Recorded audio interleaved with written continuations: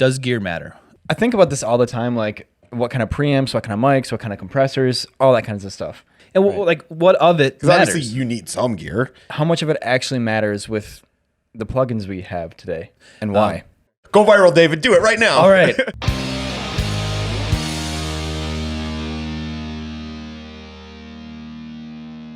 Cheers. Hello, everyone. Welcome to PixelProAudio. I'm Tay. This is David, and that is Internet Superstar Jay. And we are around the drum today to discuss, if I can speak today, You never can. what gear matters. Does it matter?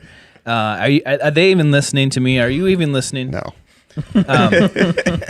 We bring this up all the time, and we ask ourselves these questions constantly in the back.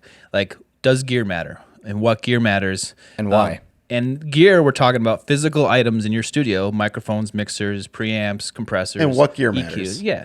And like, what of it Because matters? obviously you need some gear. You You can't do. just... Interfaces. I mean, I suppose you can go around singing your songs to people one by one, but if you want to like record something and have a product of some sort, you gotta... or a piece guitars, of art or whatever you want to call something. it. Well, just do it on your iPhone, right? Yeah, everything goes on the iPhone. Good. Does the iPhone matter? We had a video earlier this year of iPhone sound versus The Android Android sound. one. And the Android Android clearly won, right, Jay?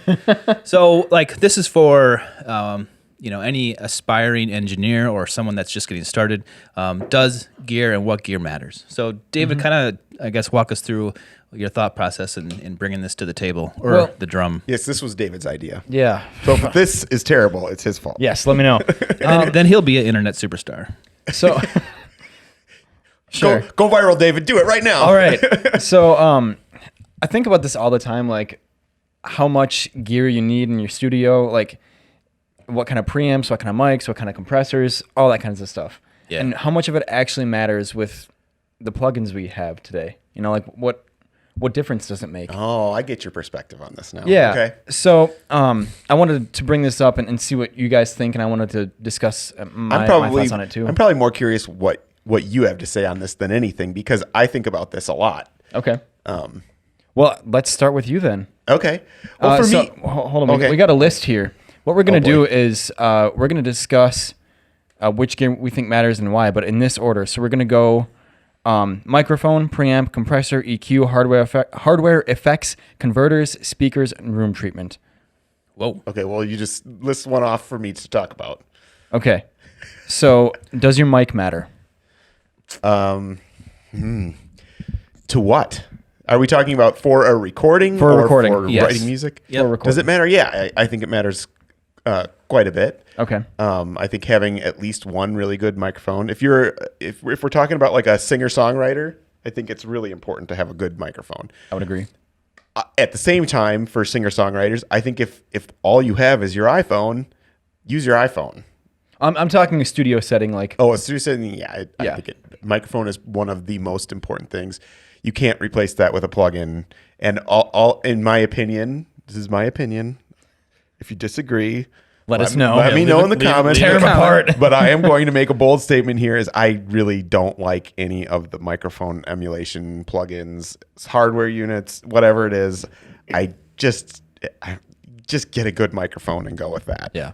I don't really like those. Are just, to me, those just sound like funny little EQs. Yeah. Goofy little EQs. You know what I'm saying? I completely agree. Okay. Yeah. I think the mic is absolutely the most important part of the signal chain.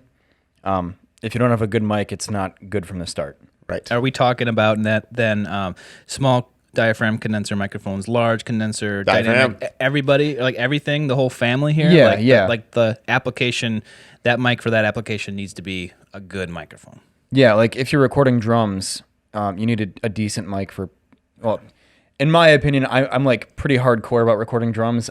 I like a good quality mic on every single drum and the overheads.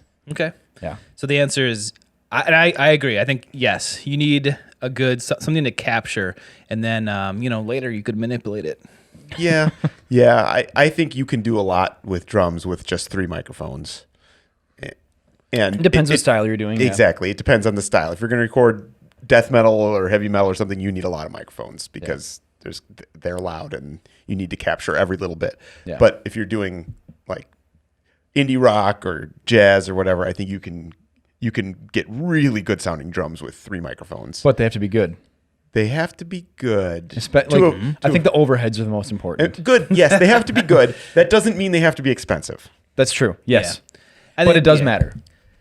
Yes. I think Okay. so. I think that's the bottom line. And we could get into the drum mic debate in a whole another episode. Yeah, that's a good idea. But with these, Well, yeah. I mean, in my opinion, in the context of talking about does gear matter, in my opinion, like whatever you have to do to make something sound good, you know, I think you can do a lot with very little money and you can make a great recording. And to me, all that matters is does it sound good? And if it sounds good, I don't really care what the gear is. Okay. so microphones, you need something, if it's a condenser microphone, to bring up the signal. And so that you need a preamp. Right. Yeah. So preamp is next. That's the next part you have to put in the signal chain, unless you use a cloud lifter or something. But let's skip that for now. So does your preamp matter? Yeah. In my opinion, that's the next thing for me, it goes microphone, then preamp. Those are the 2 most important things. Yeah. But at the same time, a lot of the microphones, or a lot of the preamps in the inexpensive gear coming up are getting better and better and better. Right. Even like the Scarlett line mic preamps you can do so much with those. I think you can make a great recording with those. Yeah, absolutely. But if I'm recording in a studio, I want lots of flavors. Yeah. And I want, I like having some Class A Neve style preamps and some API style preamps and even like a really nice tube preamp, because I think you just get all of these nice colors and harmonics that come together to make something that sounds great. But I don't think it's necessary. Right. But it does matter. Matters to me. Yeah. But I don't think you have to have it to make a great recording. Okay. What are your thoughts? I agree. I think that you need to do something with that microphone to get what you want. Clearly, otherwise you're left with a very minimal signal. Right. And so you need it, and I think it helps shape that sound that you're looking for. There's a lot of different preamps out there, and a lot of different colors to them or transparency.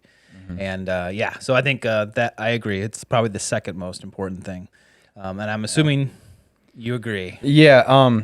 So I can hear a massive difference in preamps. I don't know if it's my speakers or I've trained my ear now, but when I compare interface preamps with my console preamps, the difference is just insane. Like coming out of the console, it sounds done already. Not to say that the preamps in my interface are bad. They're great. And you can definitely make... Excuse me.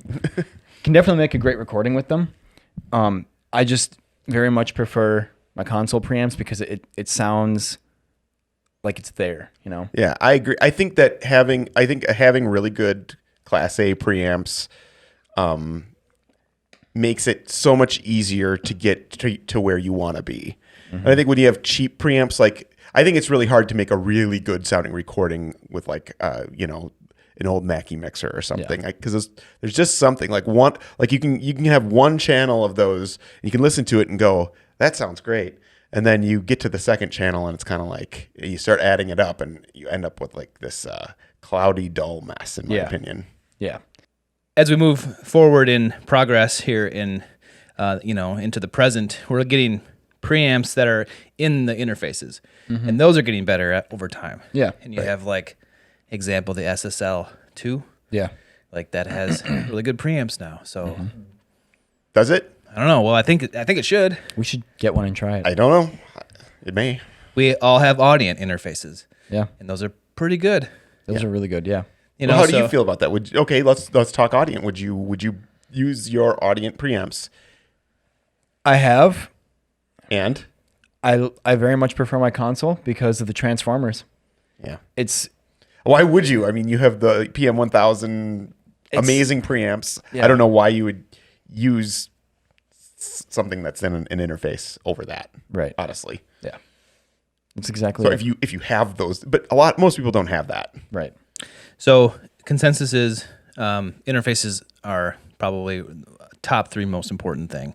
I'm sorry, preamps. Preamps are the top 3 most important aspects to gear that matters. It can be included in your interface, but I think if you're really recording a high quality vocal, it's important to get a good mic and a really nice preamp, because that right there is going to set you above the rest and you're going to sound like a professional.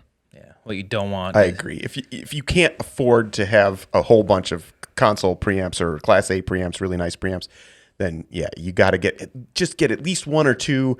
I would personally get a stereo pair of whatever it is, Like an ISA2 or something. Yes, just something like that. That you can record 90% of your signals through, and it'll make such a big difference. Yeah. Let's move on to compression. Yeah. So, hardware compression. So we're in the digital age. People are using software compressors all the time. And whether that's good or bad, we're not going to discuss that here. We're just going to talk about hardware compressors, how much it matters in this digital age where we have so much plug-in compression. And I think you're the one that's got to answer this question, because this is something, as I build my studio at home over the next couple of years, this is something I'm going to have to really figure out, because back in the day, you couldn't really track with plug-in compressors. Right. There was latency there. It just didn't work. It was not doable.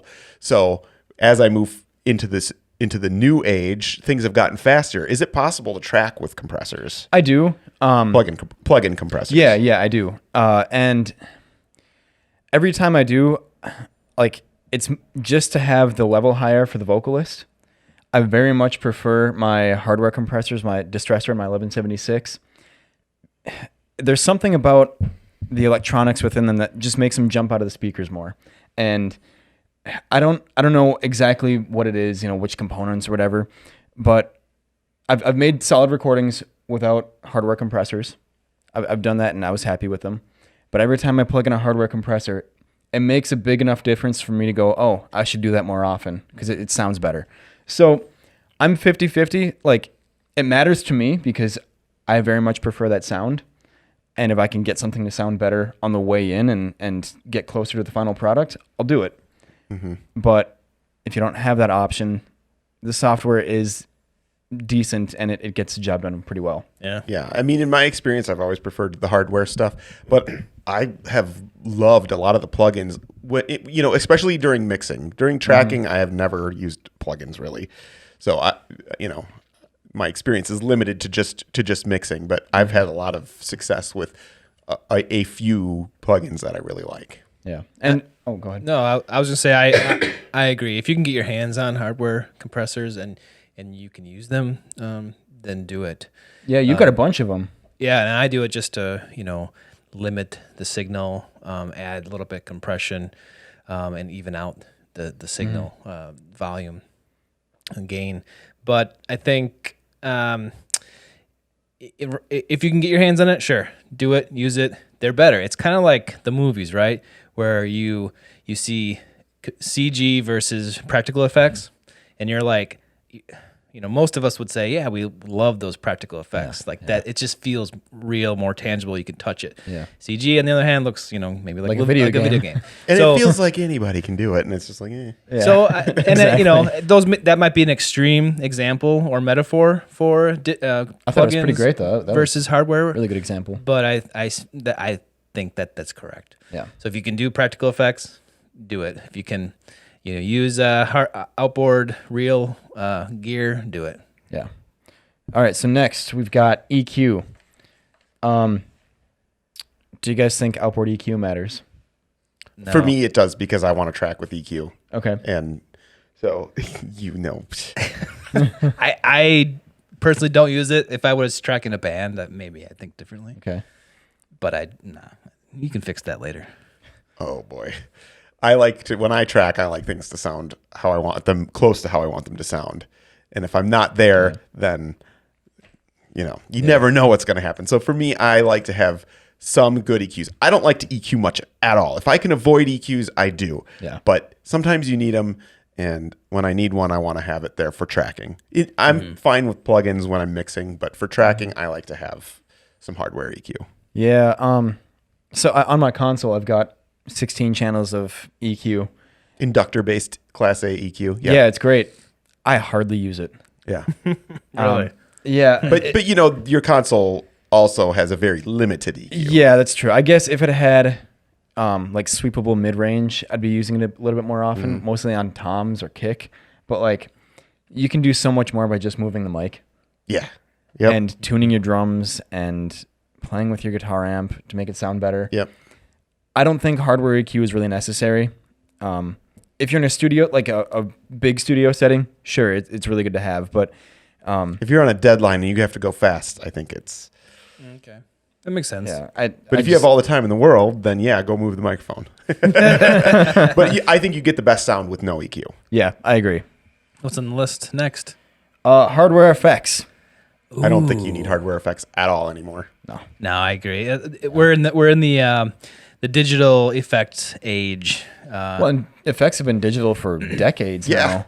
I know Like, they were just in a box before. since the 90s. I And guess, the only right? the only Or exception to 80s. that would be is if you wanted to have a real plate reverb or a real spring reverb. Those can be cool for mixing or whatever. Yeah, that's a little bit different because the plate or the spring physically moves differently compared to, or depending on what's coming through it. That's a little bit different, but it doesn't matter. And there's also I agree. Doesn't there's matter. also that genre of DJ effects units that you are real time, that you can plus like the MoFX units and the electrics units that like you're supposed to be like literally like playing with them as the music's going. There's something to that because you get your hands on it. It's a little bit easier to Yeah. just do these weird sweeps. Mm-hmm. But you can also do that all with plugins now too. Yeah, tons of plugins can be used real time. Controllers. Yeah, and controller and plugins. There you go. Yep. Okay. So All right. But yeah, I think next- that's the one. That's the one the digital revolution has really destroyed. Yeah. Yeah. So now we got converters. How much does your converter matter? I would say it matters. Do you need a good one? You tell me. I don't know the answer to that. What are your thoughts? I have a lot of thoughts. I think good converters is important when you're when you get up to the level where you're talking about your recording for people, you have a studio. I think having really good converters is important.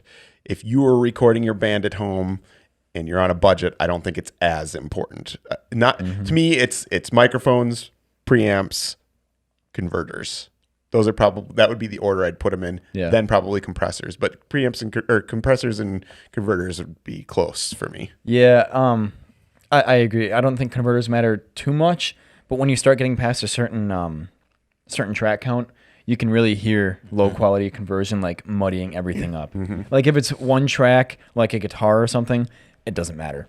But if it's something loud like drums or dynamic like vocals, you need good headroom and you got to have some kind of clarity in it. So it matters to a point, but the stuff today and the stuff built into interfaces today, I can talk. That stuff's good enough to make solid recordings. Yeah. They're really clean. Like this Clarett, I love it. Speakers. Yeah, speakers or, are next. Or monitors, maybe. Hey, monitors, hey. Yeah. So, like, do Having a pair of monitors that you know very well is extremely important. yeah, that's why we all go out to our cars because we know those speakers well. Yeah, I think you need to find a set of monitors and learn them. And by learn them, I mean get music out, listen to it over and over and over again until you really understand what's going on. So is that sounds like it's pretty important to you? It is. I think that's why you see a lot of professional engineers, they bring monitors with them because they know them. Yeah. And you can't make a good recording if you don't know what you're hearing, you know? Yeah. I always say my studio monitors were the best investment I ever made in my studio. You can hear so much. I hear exactly what it's going to sound like on other speaker systems. I think if you're going to have one really good thing in your studio, it should be monitors. That's just my opinion because you got to hear what's going on. Okay, yeah. I mean, I agree. So you would put monitors above microphones. I would. You would. I would. Wow. Yeah. So monitors, microphones. Yeah. I'll go get you my little Aria Pro microphone and you have fun. Never heard of that. It's like one of those like little old things with the no. 1/8-inch jack. Oh, okay. Well, Okay. Lastly, the room treatment. Yeah. I always hear you guys talk about it, how important it can be, and eliminating certain frequencies and bounce back frequencies, and hearing, interfering with the speakers themselves when you're dealing with reflection. So, I guess tell me how important that is to you. You go first. Again, it's important to hear reality, but I think Which is the speakers. Which is the speakers. But I think it's far less important than studio monitors because you can learn a room just like you can learn speakers. Sure. But if you have dead spots in your room that are preventing you from hearing certain frequencies or are boosting certain frequencies, you can learn around that, but it can be difficult. But I think it's far less important than speakers. That's my opinion. Because I think you can learn a room. I would have agreed with you probably 2 years ago. But now I cannot live without my room treatment. I think it's so important, again, because I got to hear what's going on. I would put it right below studio monitors and right above mics. Really? What? Yeah. Nah. Yeah. No Yep. way. Yeah. I would. Especially if I'm mixing, like, I got to hear what's going on. I feel like you can get away with it, though. Like Jay was saying, you can get away with that. It's not like, oh my God, I can't do it without it. Yeah. I think you can could learn a do room. it without it. I suppose. All right, It's fine. It's harder. It's harder to do if you don't know the room, but Yeah. I think you can learn a room. Like there are some rooms that are irredeemable, right? They're horrible. You could, but they're excuse me, most studio spaces you can learn. True. Small rooms and stuff. So does it matter? Yes, it does. I guess it depends on what level you're at or what you are looking for or how serious you're taking this. But you can mix on headphones too, guys. That's what I was true. going to say too. I also think you should have a good set of headphones Yeah, I really want to get to go those. with the monitors. Yeah, I want to get those Avant Tone mix phones. Mm-hmm. Oh my God, I would. So yeah, I would think the trick then in mixing and listening back is have a good speakers like you were talking about that excuse me, a good room that you can get to where you want, and then good headphones to also listen on. So listening back has it's multi-layered. Right. Yeah. And the headphones can then complement the studio monitors and a defective room, because then you can get your gut check there to make sure that you don't have something that's really messed up. and So the- that's why I think room treatment keeps going down. yeah, I Yeah, suppose. to me, I room forgot about treatment's way headphones. Yeah, I would probably put it. Well, I want to say this. So another good thing about headphones is that it doesn't matter what room you're in. Like you can take your headphones with you anywhere, and it's always going to sound like that. Right. Yep. So I'm glad that you love your room treatment because it helps Yeah. you. Oh, yeah. And you like it and it works for you. And I think that's what maybe the audience needs to hear too. And for my home studio, there's no way I'm not going to treat my room. I'm going to treat that room. right. Right. For sure. So let's wrap up here. So we talked about what gear is important and why, but what is more important than the gear? The music. Yes. Songs suck. I don't think it's the music, it's the performer. Yeah, you're capturing a performance. And the performance. Performance. Yeah. For the first time ever, I used a scratch track for the final mix last weekend because the performance was just better. Yep. And we were like, Been there. well, let's just go with it. Yeah. Yep. So Yeah, because a lot of times a really great performance will trump a really great sounding performance, Right. because you gotta connect with people emotionally when you're recording music, and that's the most important thing in my opinion. Absolutely. Totally. Because you could have, we're doing a demo today, and that demo could be on your top 10 list for that band or your own piece of work forever. And that happened to me. We threw up one microphone in a room in the basement, and we recorded a song, and it was the coolest sounding version of that song we ever had.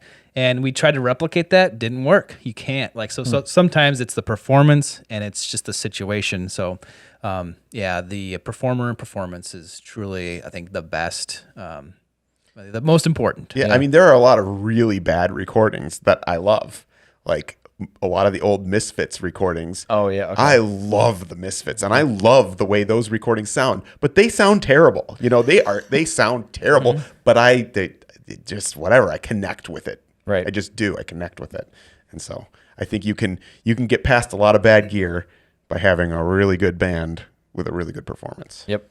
Out of our Practice list, up, kids. out of our list, what do you think is the most important? Where would you rank these things? And then ultimately, what do you think is most important? We would love to hear what you guys think. So leave a comment below, and then also click the link, head over to our website to sign up to our newsletter to be qualified to win our giveaways. So you guys have anything else? I'm good. Said it all. This performance was great. Oh my gosh! You only have to make 50 edits. We'll see her on the drum next time. Keep sipping on that. No. No, let's all have the no, coffee. don't tell me. I want to drink my damn coffee. I was going to say something else on this too. Oh yeah. So okay, I got it. Yeah, we don't want to go viral. Is that a viral illness? Cheers to the gear. Let's do it. Sure.